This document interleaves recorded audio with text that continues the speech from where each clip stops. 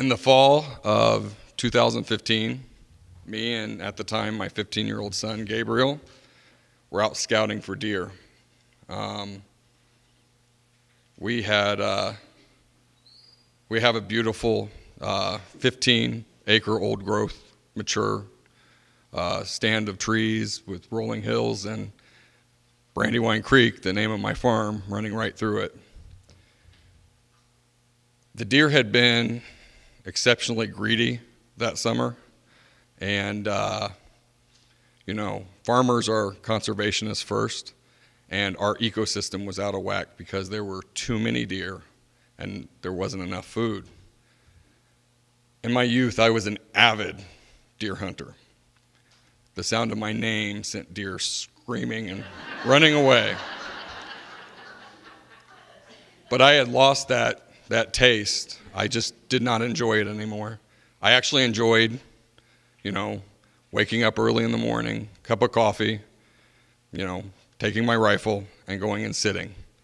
There is a 16-point buck that lives on my farm to this day that has been in my crosshairs 5 times.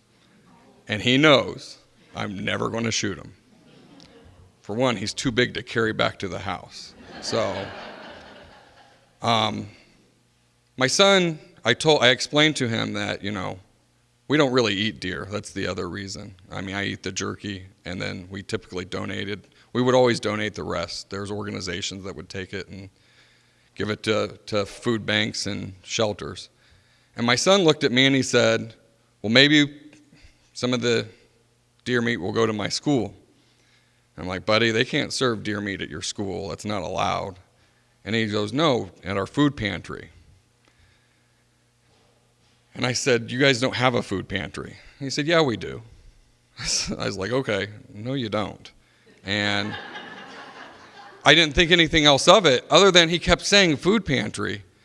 And then that Friday he came home from school and he said, my friend, and I will not say his name, took a bag of groceries home from school from our food pantry. And I was kind of shocked, and I actually did a little bit of research, and sure enough, there was a food pantry at his school. Now, I'm sure all of you are sitting there going, big deal. There's food pantries at a lot of schools. My son went to school in a small farm high school in eastern Hancock County. You leave my farm and drive the 9 miles to his school, and yes, it's 9 miles to his school. You don't pass subdivisions, you don't pass businesses, you don't pass strip malls, you don't pass restaurants. All you pass are farms. There are cattle on campus to teach animal husbandry. There's a greenhouse to teach horticulture, seed propagation, selective breeding, everything that we know and learn as farmers from the time we are 5 years old. It's taught there. But there's a food pantry there. I thought, that's really weird. So I started researching hunger. And I really started researching what hunger was, because to me as a farmer, hunger was a homeless person that lived under a bridge in a city like Indianapolis. A city that we're 27 miles from Indianapolis. And on just the right nights, when it's really cloudy, we can see the glow. That's all that reminds me of Indianapolis. There were no hungry people out in the country. Well, the more we researched hunger, the more I found that hunger was everywhere. Everywhere. People with 2 jobs. They were deciding between rent and eating. So the more I researched, wondering what I could do as a farmer, food banks, food pantries, they lacked fruits and vegetables. It's just not something they got. So I sat my wife down and I talked to her and I said, you know what, we need to plant an acre and we'll donate it to the soup kitchen that's here in our town. And I continued to research hunger. And the more I seen of it, the madder as a farmer I got. People have reported that I was disappointed, or that I was really sad. As an Indiana farmer, I was pissed off. So I sat my wife down and I said, you know what? We're not planting an acre. We're going to plant the whole damn farm and give it all away. And we started planning for that. And my wife was just kind of looking at me for like 30 seconds. And I was waiting to either get yelled at or be told to, get serious. And she said, okay. And a wonderful woman decided to tell our story. And after she told that story, what was funny is, out in the country, everybody knows everybody's business before you know anything. And I started getting phone calls. It's Maureen Gilmer who told our story, and she didn't tell me that it was going to be on the cover of the Indianapolis Star on Sunday. And I got like 8 phone calls from friends, and they're like, you need to look at the Indianapolis Star. And well, we didn't get the Indianapolis Star, so we drove to Mom and Pop's, which that's really the name of it, Mom and Pop's, in Maxwell, Indiana. And I walked in, and there was no IndyStar sitting out, and I asked the lady for an IndyStar, and she hadn't put them out yet, because the Greenfield Reporter was the paper we all read, I guess. And she got it, and she looked at it, and she looked at the picture, and then she looked at me, and she's like, oh, I've never sold a paper to anybody that was in the paper. So, and from there, our story took off. I mean, her telling that brought in so much help that we didn't know that we needed, because we weren't planning on becoming a nonprofit. We weren't planning on, we did okay, and we would easily survive that first season, but we'd have to go back to regular farming after that. But we were getting messages from people in Great Britain and Scotland, South America, Central America, all over the United States. A guy from Texas sent us like $100 check and said, I was hungry as a youth. And I remember never getting to eat like an apple or a banana. I really appreciate it. So from there, we decided we had a great family from Massachusetts that helped us set up a nonprofit, understanding that we were also a family farm, and that all of our land and equipment needed to be protected. And they did that, and they helped us do that. And that first year, we donated 460,000 pounds of produce. Yeah.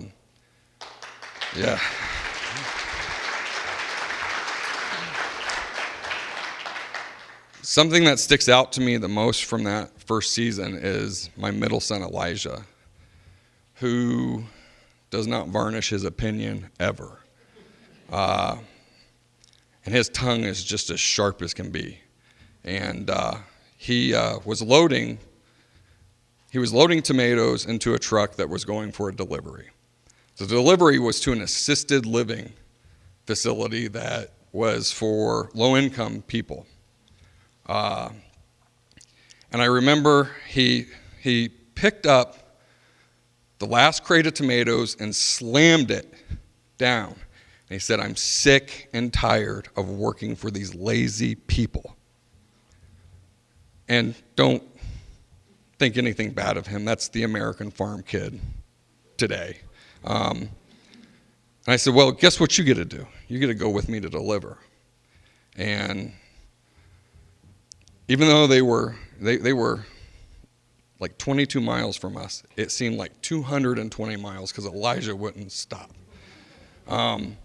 But we got there, and we were setting up like a farmer's market. That's what we wanted it to be. It was like a farmer's market where these people could come and get the free produce.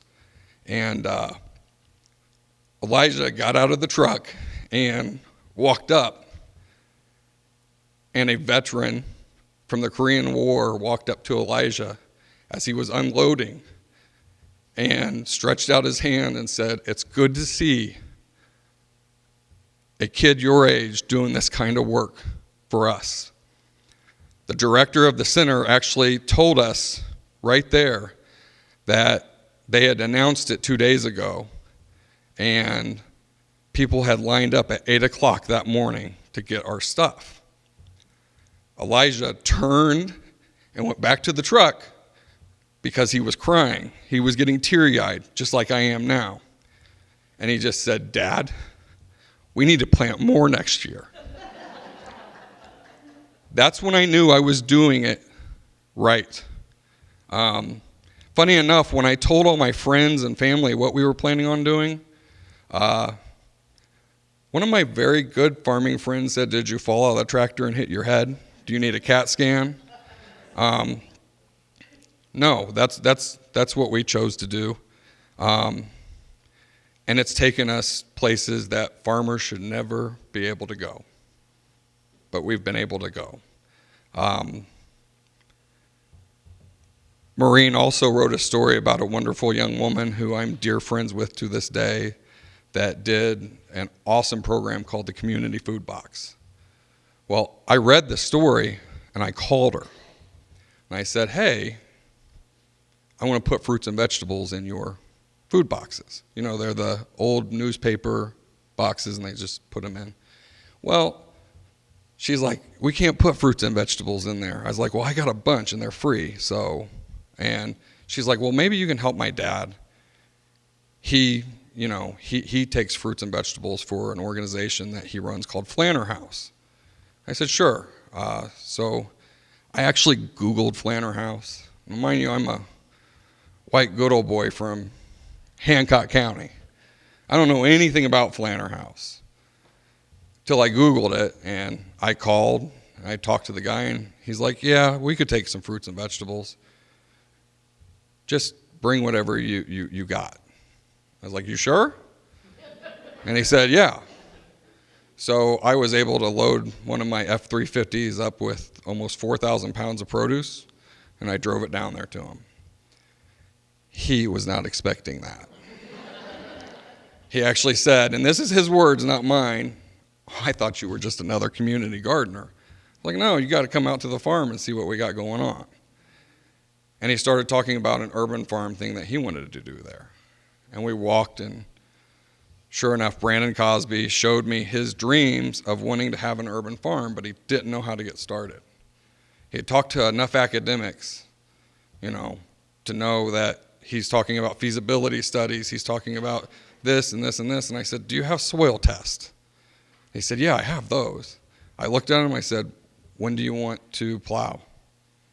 And then we can plant, this spring." And when I took my tractor there, Maureen also covered that, and we got on the cover of the Indianapolis Star again. Actually, side note to that second story she wrote, I was actually working on a John Deere 7000 planter, 6-row.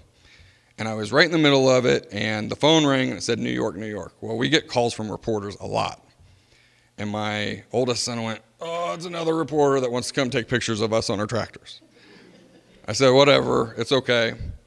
And I picked up the phone, and I said, "Hello," and she told me her name, and she said, "Well, and I'm the executive producer of the Rachel Ray Show." And I said, "Okay." And she goes, "Well, we'd like you to come and be on the show." I was like, "Okay, when do you want me to come?" And I said, "You're calling from New York. Does that mean I need to go to New York?" And she said, "Yes." And I said, "Okay, when?" And she said, "June." I said, "I'm really sorry, but I can't. That's a busy time for us. And I'm actually really, really busy right now. Thank you." And I hung up. My wife, to this day, she's now in charge of when people call about stuff like that. She talks to them, not me. I had no idea who she was. I was like, okay. But when we first planted there, I took my smallest tractor and I unloaded it, and we were plowing the ground. Well, Flanner House has a children's center, and a bunch of kids came out. They were behind a fence. They weren't like running in front of the tractor. But that should have taken me about 20 minutes to do that ground. It took me 2 hours because every time I went past those kids, I had to stop and lift the bucket, rev up the engine, you know. And I'm wearing a shirt tonight in honor of that because I actually grew up listening to punk music and country. I mean, you got to have country if you're, you know. But I had cut off sleeves. My hair was a lot longer, and but I still had on jeans and boots. So the kids started calling me the punk rock farmer. And Brandon told that story to like 5 people, and then a young woman that followed us made a page for the punk rock farmer. And I thought it was cool, and I even liked it, even though I knew it was about me. I mean, I liked it. It was cool. But we have 8,000 some followers now that are all in farming. Yeah, that's how that came to be. That's what I like that we were able to cross that threshold. I also don't have long hair anymore because I got it caught in a PTO, and I actually had to cut it with my pocket knife. So then there's my youngest son, Daniel, who is 14, and he is the self-proclaimed safety as well as livestock manager. If you can put a manager behind it for the farm, that's who he is. I have 25 and 30-year-old workers who come to me and say, hey, Daniel locked me out of the tractor. He says I'm not allowed in it. And I just told him, you know, that's Daniel. It's all about safety. And I'm glad Daniel's like that, you know, because there's a side of farming that you probably have no idea about. I've lost one friend to suicide this year. I lost, you know, we as farmers, our farms are being taken away from us all the time. The weather has never, ever cooperated. Will Rogers said that if farmers weren't optimists, we wouldn't have farmers. Because that's what we are. We're not asking for safety or security. On the punk rock farmer, and you heard tonight from a wonderful man who talked about the wonderful work that law enforcement officers do, as well as firefighters. Unfortunately, for some, you have to meet those guys on your very worst day. He's absolutely right.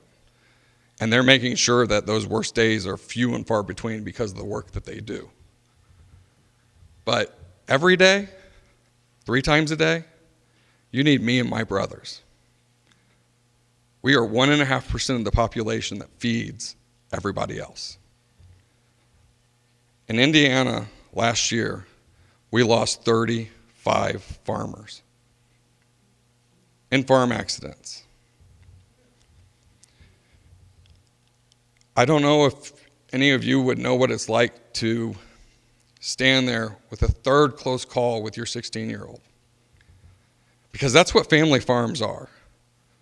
Their brothers, their sisters, their moms, and their dads. And they're doing some of the most dangerous work in the United States. When Elijah had a implement miss his head, and catch his leg, and I rushed him to the emergency room, and while he was being stitched up, not smiling, not a tear in my eye, telling him to cowboy up. This is what we do. And then going out into the hallway so he doesn't see me cry. That's what we do. When you sit down for your holiday meals during these holidays, when you sit down and you look at that food, know the cost.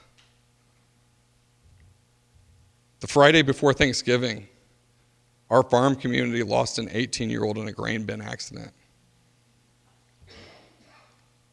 That is what we do every day. We're not asking for much. When you give thanks to whoever. But remember us. Remember that we're out there every day. And on the 8th day, God made a farmer.